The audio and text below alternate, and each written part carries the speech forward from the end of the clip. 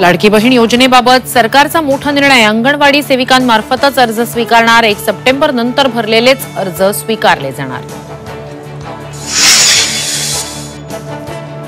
बुलढाण्यात रस्त्याअभावी तरुणीचा मृत्यू. रस्ता नसल्यानं आजारी तरुणीला झोळी करून दवाखान्यात नेलं.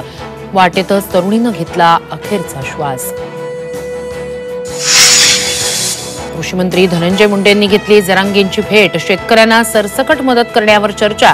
आंतरवली सराटीत झाली दोघांची भेट. पूजा खेडकर प्रकरणानंतर यूपीएससीकडे 30 तक्रारी. सर्व प्रकरणं कार्मिक विभागाकडे वर्ग. 30 अधिकाऱ्यांवर कारवाईची शक्यता. केंद्रीय गृहमंत्री अमित शहा आजपासून मुंबई दौऱ्यावर. उद्या घेणार लालबागच्या राजाचं दर्शन. 1.5 दिवसांच्या बाप्पाला आज निरोप. मुंबईसह राज्यातील लाडक्या बाप्पांचं आज विसर्जन.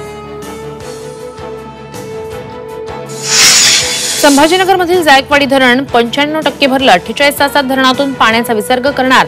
नदीकाठच्या गावांना सतर्कतेचा इशारा.